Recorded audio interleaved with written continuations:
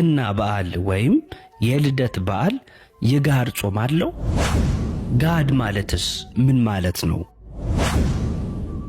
እንደምታውቁት እነዚህ ሁለት ጥያቄዎች ሁሌም በየዓመቱ የተለያዩ ጭቅጭቆችን የሚያስነሱ ጉዳዮች ናቸው። ታዲያ በዚህ ቪዲዮ እነዚህን ጉዳዮች ለአንዴና ለመጨረሻ ጊዜ መልሰን ቪዲዮአችንን እንጨርሳለን።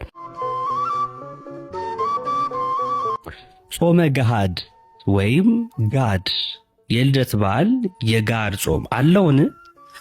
እንደ ስርዓተ ቤተክርስቲያን አስተምሮ ማንኛውም ክርስቲያን ሊጾማቸው ከሚገቡ የአዋጅ አጽዋማት መካከል 7 ናቸው። እንደምታውቁት አጠቃላይ አዋጅ አጽዋማት እነዚህም አብይ ጾም፣ ጾመ ሐዋርያት፣ ጾመ ፍልሰታ፣ ጾመ ነቢያት፣ ጾመ ገሃድ፣ ጾመ ነነዌ እና ደግሞ ጾመ ድህነት ወይም ደግሞ የዓርብና ረቡዕ ጾም ናቸው። የጋድ ጾም ከ7ቱ የአዋጅ አጽዋማት ውስጥ የሚመደብ ነው። ስያሜውና ትርጉሙ ጋድ ማለት ለውጥ፣ ልዋጭ ማለት ነው። ወይም እንደ ዘይቤው ግልጥ ማለት ነው። ይፋ ማለት ነው። በግልጽ በይፋ ሲሉ በጋድ ይባላል ማለት ነው። አንዳንድ ሰዎች ምን ብለው ይጠይቃሉ? ልደት ረቡዕ ከዋለ ይጾማል ወይስ አይጾምም?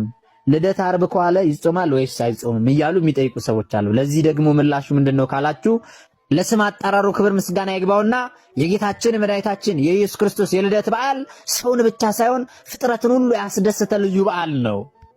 ልዩ በዓል ነው። በዚህ ልዩ የደስታ ቀን ደግሞ ማዘን ተገቢ አይደለም፣ መጸጸት ተገቢ አይደለም፣ መጾም ተገቢ አይደለም። የክርስቶስ ልደት ለስጋችንም ለነፍሳችንም ለመንፈሳችንም ድህነት ነውና በዕለቱ በስጋም በነፍስም በመንፈስም ሐሴት ማድረግ ያስፈልጋል። ደስ ልንሰኝ ያስፈልጋል። በዕለቱ ስጋችንን በጾም መጎሰም አይገባም። ቅድም የጠቀስናቸው መጽሐፍት ሁሉ የልደት በዓል ረቡዕም ዋለ ዓርብም ዋለ በቤተ ክርስቲያን ሥርዓት እንዲገደፍባቸው የሚያዙ ናቸው።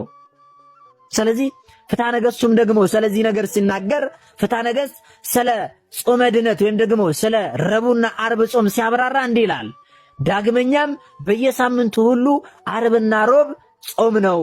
በዓለ ሃምሳ የልደትና የጥምቀት በዓል የተባበሩባቸው ጊዜ ካልሆነ በቀር እንደተጻፈ እስከ 9 ሰዓት ድረስ ጾሟቸው ይላል። ይህ ማለት ዓርብና ረቡዕ በበዓለ ሃምሳ እንዲሁም ደግሞ ልደትና ጥምቀት ሲውሉባቸው እንደማይጾሙ የሚያስረዳ ቃል ነው ማለት ነው።